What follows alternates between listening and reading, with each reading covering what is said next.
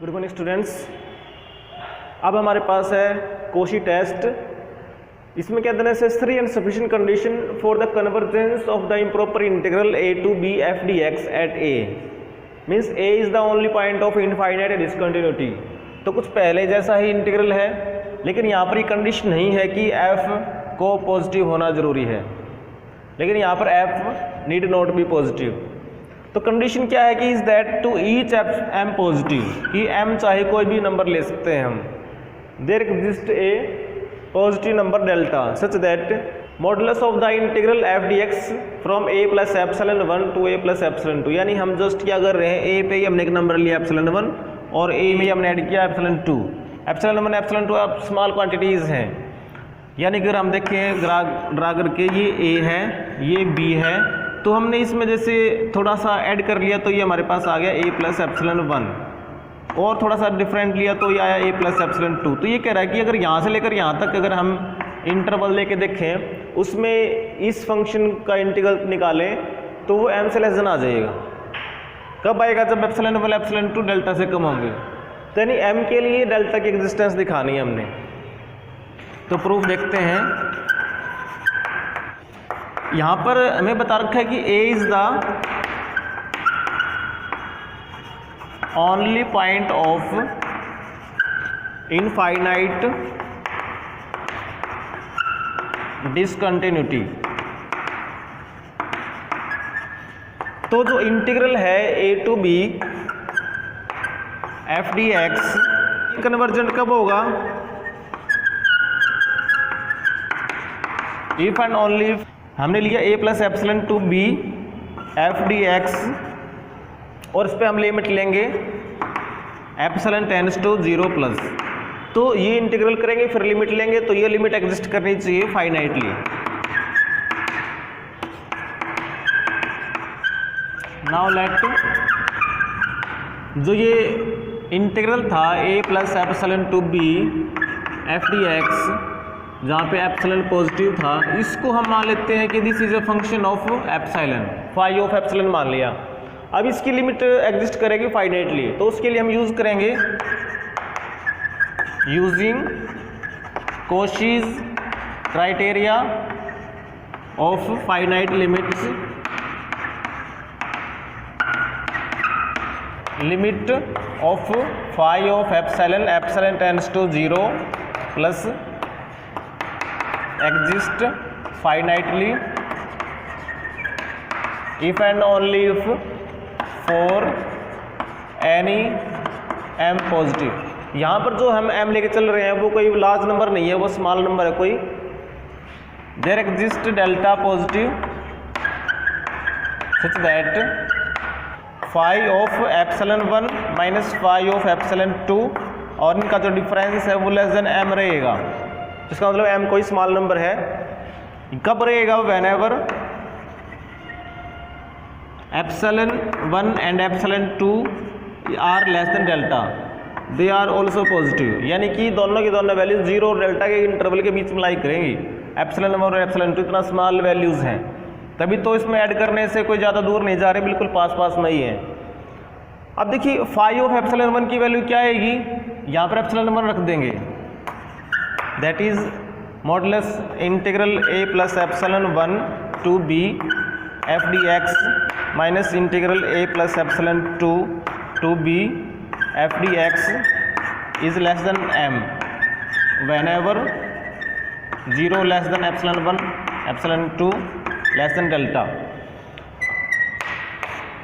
अब इसको लिख सकते हैं, देखिए a plus epsilon 1 to b f dx, इसको ना जो लिमिट सारी इंटरचेंज कर देंगे और साइन चेंज कर देंगे, तो ये b to a plus epsilon 2 आ जाएगा less than m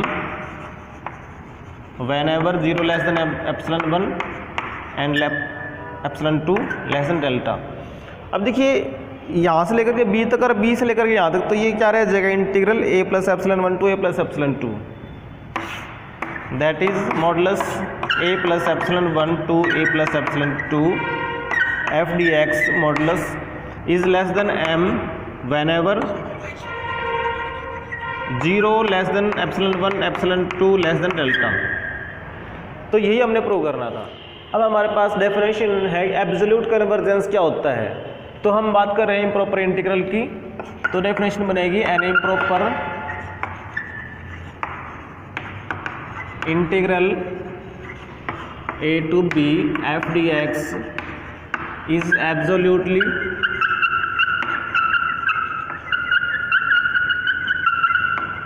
convergent if integral a to b modulus f dx, यानी उस फंक्शन का मॉडुलस कर दें और वो जो इंटीग्रल बनता है अगर वो कन्वर्जेंट है तो हम क्या कहते हैं कि तो integral is absolutely convergent.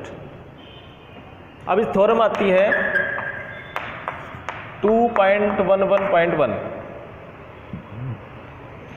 Every absolutely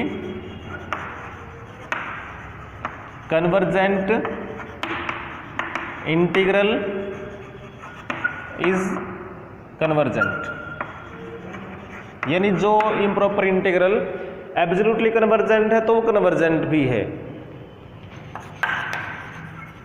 तो प्रूफ लेट कर लेते हैं कि एक इंटीग्रल है a to b f dx is absolutely convergent. तो therefore integral a to b modulus f dx is convergent. अब कन्वर्जेंट के लिए कॉची थ्योरम है, now by Cauchy theorem for every m positive there exists delta positive such that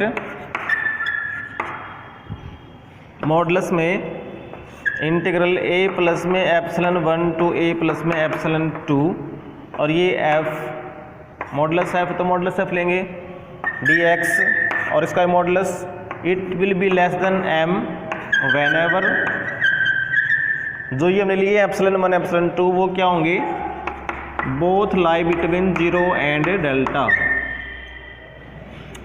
bye Riemann integral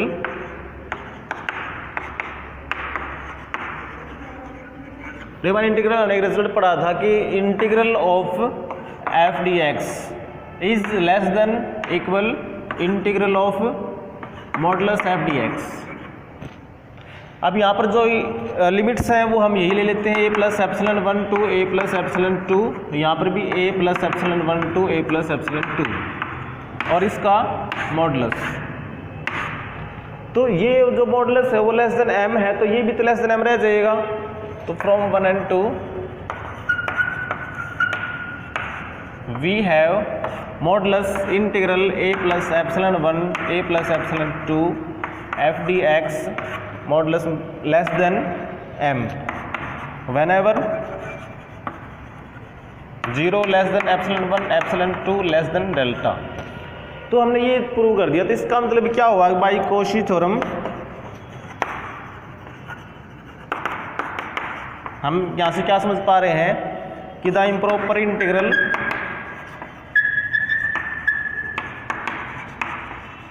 कौन सा integral a to b f dx is convergent. तो हमने इसको convergent show कर दिया जबकि गिवन क्या था, ये एब्सोल्युटली कन्वर्जेंट था, हैंस द रिजल्ट।